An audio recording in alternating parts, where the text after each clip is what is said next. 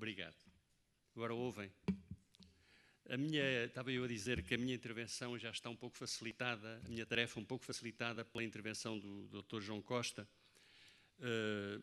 Haverá, mesmo assim, algumas sobreposições e, sobretudo, haverá muito que eu, do que escrevi, não vou poder conseguir nem ler nem falar. Mas como sei que os textos vão ser publicados, portanto, se eu puder ao menos chamar a atenção para a importância, ou insistir, já foi falado, nessa importância destas reflexões do Padre Antunes para pesarmos ainda hoje o que está em causa na educação, já terei cumprido a minha tarefa. Então, exímio professor e pedagogo que foi, António Manuel Antunes regia o seu intenso magistério universitário por uma clarividente consciência pedagógica e por uma profunda e explícita concepção de educação, considerando-a não só no seu essencial significado antropológico, como também na sua ampla dimensão social e política, como geradora do futuro, não deixando, todavia, de estar atenta à sua complexa e pesada espessura institucional nas sociedades contemporâneas. Ao tópico dedicou ele várias dezenas de artigos ou breves notas ao longo da década de 60 e nos primeiros anos da década de 70 do passado século. Esse período foi um período de intensíssima reflexão a nível mundial sobre a educação. Eu vou passar sobre essas questões para não tornar mais longa ainda. A própria Unesco estabeleceu o ano de 1970 como Ano Mundial da Educação, um sinal dessa importância que a questão tomava nesses tempos. Nesses artigos, Manuel Antunes abordava diferentes aspectos da realidade complexa da educação, contextualizada em processo de crise e de profundas mudanças, fosse em Portugal ou no mundo, na qual muitos depositavam na época as maiores esperanças da transformação da sociedade no sentido do desenvolvimento e da democracia, enquanto os mais exigentes acreditavam que, para além disso, ela fosse, enfim, capaz de libertar e desenvolver as melhores energias do ser humano. Não ignorando a conjuntura epocal que deu aso às reflexões exaradas nesses ensaios e notas, o meu objetivo nesta comunicação é, todavia, mostrar que neles não se expõem meras considerações de circunstância, mas se traçam as linhas fundamentais de um pensamento pedagógico coerente e consistente que merece ser revisitado e meditado. Nestes cortes que eu vou introduzindo, certamente as conexões vão ficar, não vão ser feitas. Enfim, portanto, eu tinha pensado estruturar a minha comunicação, ou estruturei a minha comunicação em função de 4 tópicos, 4, 5 tópicos, tem uma conclusão. Em primeiro lugar, a importância e o decisivo poder da educação em época de crise global. A educação em contexto. Um segundo ponto é a concepção antoniana de educação. Um terceiro, os princípios orientadores. Um quarto, que me parece menos visível nas abordagens que tenho visto sobre o tema, que é a tensão entre a utopia, no pensamento do Padre Antunes, entre a utopia pedagógica da universal escolarização e a utopia antipedagógica da sociedade sem escolas, que também emergiu nessa época, enfim, e concluiria pondo em destaque aquilo que eu chamo a atitude de pensamento, não só as suas teses, mas a atitude de pensamento, a tonalidade do seu pensamento. Trabalhei durante muitos anos um autor que precisamente chama a atenção para essas duas coisas, a tonalidade, o tom do pensamento e também o modo de pensar, a atitude que está por detrás das posições. Acho que no caso do Padre Antunes esse aspecto é extremamente importante e pedagógico também para nós, pedagogos intelectuais.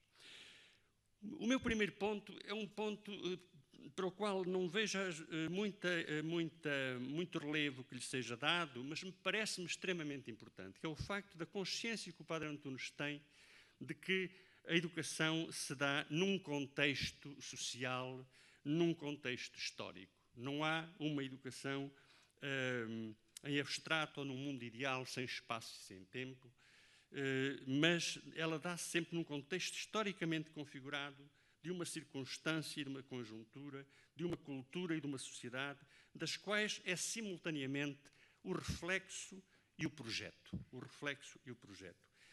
E é nesse contexto, nessa circunstância ou conjuntura, que na época em que ele se expunha às suas reflexões era marcado pela expansão generalizada de um tipo de sociedade a que chamava a sociedade industrial, a designação não é só dele, que ele aborda o problema da educação. E há um dos seus artigos, é exatamente que eu considero muito importante, porque dá o contexto da sua, se quiserem, a filosofia da história do seu pensamento pedagógico, é a educação como poder em época de crise, não é? Bom, e vou saltar sobre isso, porque senão não chego a outros tópicos, mas queria chamar a atenção por isso. Ele põe em evidência essas transformações profundas, tão profundas que elas não se notam, notamos efeitos, mas não notamos a causa a que esses efeitos podem ser reconduzidos. Evidentemente, a noção de a sociedade industrial é ele faz alusão a isso, é um tipo modelo, um conceito modelo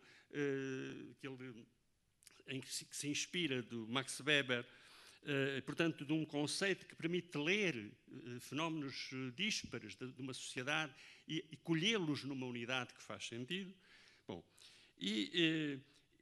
esta sociedade industrial não é apenas que a paisagem se tenha poluído, se tenha enchido de equipamentos industriais, de fábricas, mas é qualquer coisa mais profunda. É uma atitude.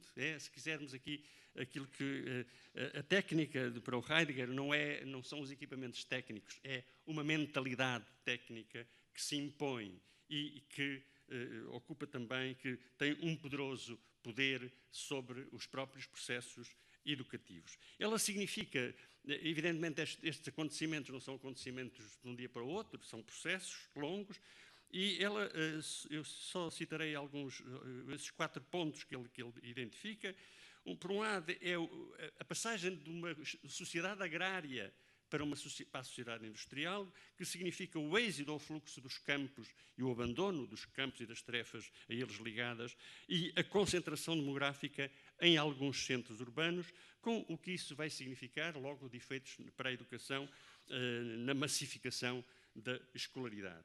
Mas há fenómenos mais profundos dessa transformação, que é a alteração da vivência do espaço cósmico, a alteração da vivência do tempo e a relação entre a ciência e a sua aplicação à técnica, em que cada vez mais já não é a técnica que é uma aplicação da ciência, mas é uma ciência que é conduzida, que é movida que é urgida pela sua aplicação na técnica. Portanto, são estes aspectos que ele considera terem o efeito e a pressão destas transformações sobre a educação e os sistemas educativos, os currículos, as disciplinas, os métodos de ensino, as finalidades pretendidas com o ensino a qualquer nível, são decisivos, profundos e, ao mesmo tempo, incomensuráveis. Tenho pena de não poder discriminar um pouco mais o que é que cada um desses aspectos significa. Manuel Antunes descreve e interpreta com incomparável lucidez a mudança e identifica o tipo ideal que nela se exprime, mas não lamenta, não censura, não recrimina. Antes vê aí uma tarefa imensa, um alfobre de oportunidades, uma enorme responsabilidade que não admite demissões. E é neste contexto, este contexto evidentemente é um contexto de crise e de crise global, que ele entende que a educação é aquela que tem o poder de gerir e a que está melhor qualificada.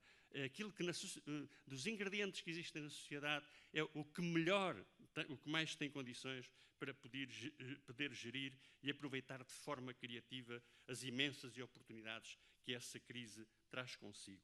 Eu lerei um texto dele, desse ensaio, vem publicada no volume que o professor João Costa já aqui referiu, Educação e Sociedade, páginas 12 e 13.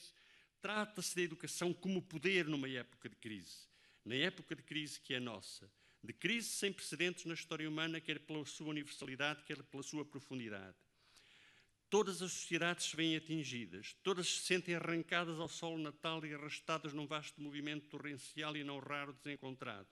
As primitivas como as industriais avançadas, as arcaicas como as histórico-tradicionais. A nossa sociedade portuguesa não constitui exceção, embora tenha alguns ingredientes particulares. E esta crise, obviamente, também é uma crise da educação, ou seja, a própria educação está em crise. E crise profundíssima. Historiadores e sociólogos, professores e pedagogos, economistas e filósofos, cientistas e simples pais de família pendem cada vez mais a encontrar-se de acordo nesse ponto nevrálgico. Que ensinar? A quem ensinar? Como ensinar? Porquê ensinar? Ou seja, estas questões tornam-se, evidentemente, desconstroem imediatamente todas as boas evidências que se tinha a respeito da educação. Sendo, porém, também ela vítima da crise geral, ela é ainda assim o processo mais eficaz, como disse, para gerir a crise e para inventar e edificar uma nova ordem, dando-lhe fundamentos tão sólidos quanto humanamente possível.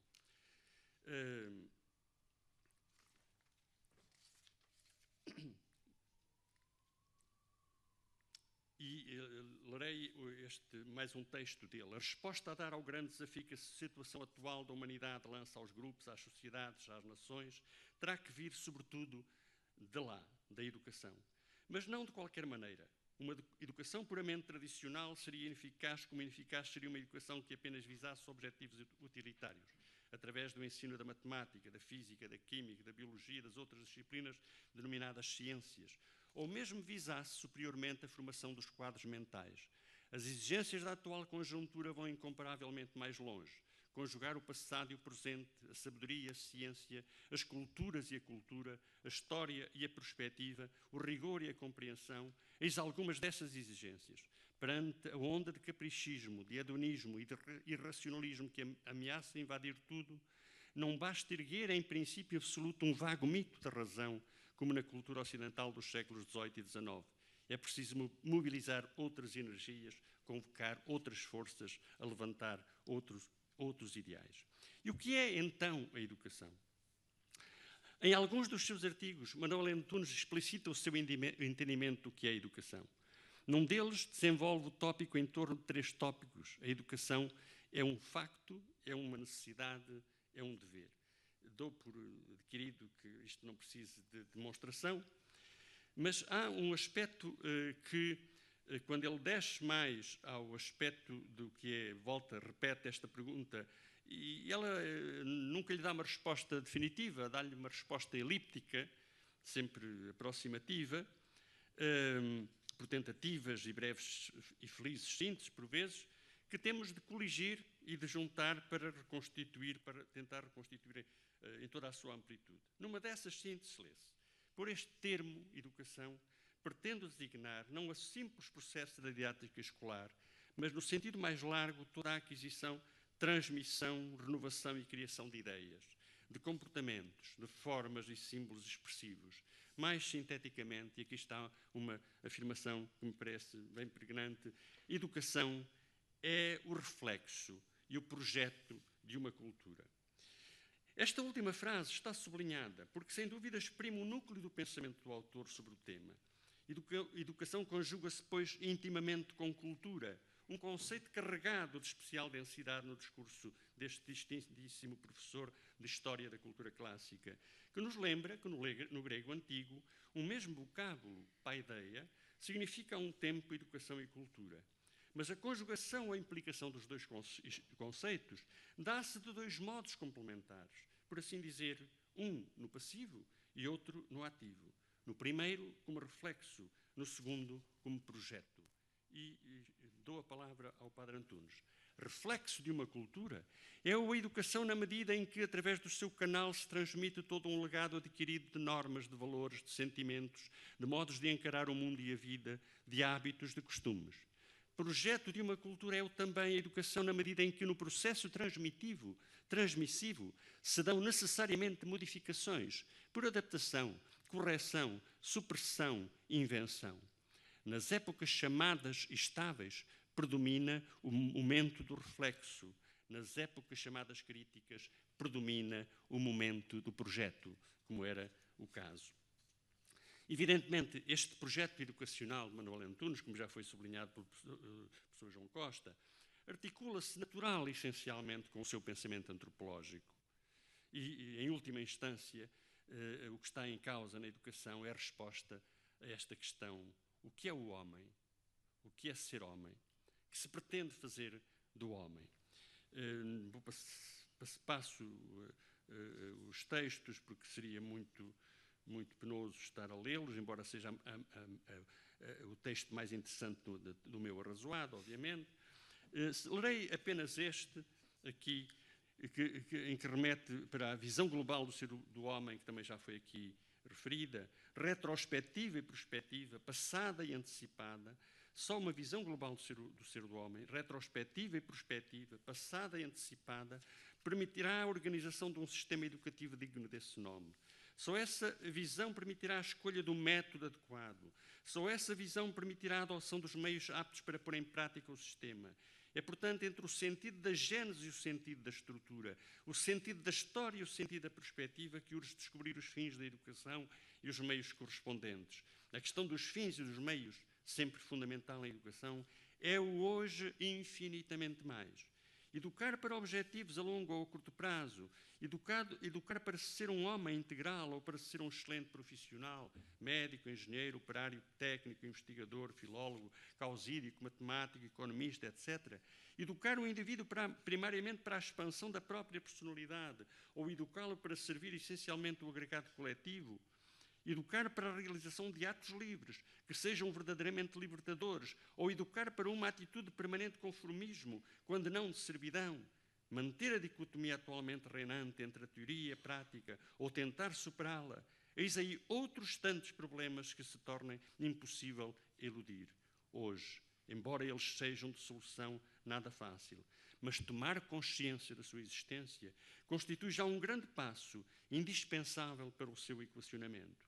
Tal equacionamento exige, porém, uma vasta e sólida antropologia, em que as diversas disciplinas, os diversos fins e os diversos meios surjam escalonados em planos sucessivos e concêntricos, a partir do núcleo verdadeiramente central da pessoa humana. Enfim, já estou aqui com a advertência dos 5 minutos e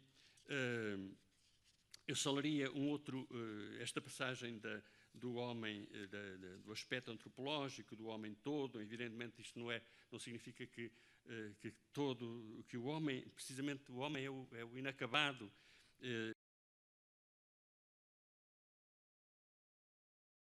realize as realidades da humanidade, mas tem que escolher, obviamente, portanto, isto tem que ser lido, obviamente, de uma forma compreensiva e não com o que as frases podem significar lidas superficialmente. Portanto, o leque de aptidões e de possibilidades varia de pessoa para pessoa e cada um tem que escolher, tem que fazer opções na sua vida, embora haja um certo impulso do Padre Antunes, que chega a declarar numa nota autobiográfica que era preciso ser transdisciplinar, que uma pessoa devia ter a capacidade de ser múltiplo nas suas competências, para poder, inclusivamente, entender-se a si mesmo. Bom, vou passar por todos estes aspectos, muitos aspectos, que esta noção, esta reflexão do Padre Antunes, elíptica, como digo, sobre a educação, sobre o que é a educação, nos propõe. Há um tópico também que é, evidentemente, a conjunção do futuro, ou a injunção do futuro nesta concepção de educação, que vinha justamente determinada por essa transformação que a sociedade industrial traz, que é de cada vez mais se pensar o tempo, não no passado ou no presente, mas no futuro, em que o futuro cada vez mais intervém nos processos do presente. E isso tem efeito também sobre a educação. A educação deve ser uma educação prospectiva, uma educação para amanhã. Enfim, não é uma inovação do Padre Antunes, encontramos esta mesma tese em Kant e poderíamos dizer que, de uma perspectiva da antropologia, encontramos-la num outro grande jesuíta do século XVII, que é o Padre António Vieira, que inventou o oxímoro história do futuro, a verdadeira história que que nos interessa é a história do futuro. Não de um futuro distante, mas de um futuro que está aí presente já, que está aí a animar o presente, a gerir o nosso presente. Enfim, eu termino rapidamente com alguns princípios orientadores do Padre Antunes na educação. Não é muito generoso nos princípios, e eu não vou falar dos 3 princípios imortais, que ele chama imortais, e que vai buscar ao Cícero, que estão gravados em 3 conceitos latinos, a gravitas, a pietas e a simplicitas. E considera os princípios imortais, verdadeiramente os princípios imortais, é a adjetivação dele. Mas eu falo de uns outros princípios que são princípios que eu chamaria heurísticos, para pensar a educação, para pensar a confecção de currículos, a prática pedagógica. E eles são bem importantes, alguns deles até parecem paradoxais, mas eu acho que, sobretudo quem é pedagogo, já pensou neles alguma vez. O primado da formação sobre a informação, precisamente porque a informação é desvalorizada, é evanescente. A formação dirige-se a hábitos, atitudes, métodos pessoalmente amadurecidos. A informação é transitória, é volátil. O primado das ciências do homem sobre as ciências da natureza. Porquê? Porque as ciências humanas têm uma maior estabilidade. Elas permitem formar a lucidez que permite discriminar o que é importante, a consciência, o sentido da responsabilidade. As ciências da natureza são instrumentais. Elas visam adquirir conhecimentos técnicos que são operativos e se esgotam na sua operacionalidade, que por isso estão em contínua mudança, sujeitos a uma connatural obsolescência. O primado do permanente sobre o transitório parece paradoxal, mas para aprender a viver no transitório e não ser engolido na torrente do devir, há que ter algumas estacas a que se agarrar. A isso se pode chamar os valores fundamentais de uma cultura ou mesmo da humanidade. O primado da imaginação sobre a razão. O Padre Antunes aprendeu com os jovens de Paris de 68, não é? A imaginação ao poder. Este tema é um tema bem importante também na sua obra. A razão trabalha, ordena, sistematiza, categorializa o dado ou o conhecido e inventado. Mas quem inventa e quem traz o novo e o material para que a razão possa ordenar e sistematizar é a imaginação ou mesmo a sensibilidade. O Kant também já sabia disso, não é? Diz isso mesmo. O primado da socialização sobre a individualização. Cada vez mais os indivíduos vivem e se desenvolvem em contextos sociais e não em ambientes isolados ou privados. E, por fim, o primado da personalização sobre a massificação. Consciência própria dos processos, ter capacidade de escolher e de agir livremente. Não falarei da utopia, desse conflito entre a utopia pedagógica, da escolarização universal e a utopia da sociedade sem escolas, mas o Padre Antunes, que considera as perspectivas, sobretudo do Ivan Illich, num ensaio de 1973, acaba por fazer aquilo que ele gosta de fazer, que é a sua atitude de conjugar, coordenar. É preciso escolarizar, e escolarizar muito e bem, mas é preciso desescolarizar e tornar a escola, pôr a escola ao serviço da vida. Como se replicasse aquele célebre passo de um filósofo estoico romano, Séneca, ao seu discípulo Lucílio, que se lamentava de que nós aprendemos para a escola, mas não aprendemos para a vida. É preciso subverter esta relação. Bom, e eu queria terminar exatamente com essa observação sobre o estilo de pensamento do Padre Antunes. Concluirei pondo em destaque a atitude de pensamento de Manuel Antunes, a sua peculiar maneira de pensar, o seu pessoal modo de enfrentar e equacionar os problemas. Caracteriza-os a recusa dos unilateralismos, dos reducionismos, dos simplismos, dos exclusivismos, dos imobilismos, dos radicalismos, dos convencionalismos estabelecidos. Às conjunções disjuntivas, ele prefere as copulativas. Criticar e condenar não são verbos do seu vocabulário pessoal. Os verbos que pratica são antes ver, observar, ponderar, discernir, ler, interpretar e compreender os sinais do contexto e da realidade e nas soluções a adotar. Os seus verbos são complementar, coordenar, conjugar, unir os polos dialéticos que num determinado contexto se apresentem e, sobretudo, agir, inventar criar. Muito obrigado pela vossa paciência.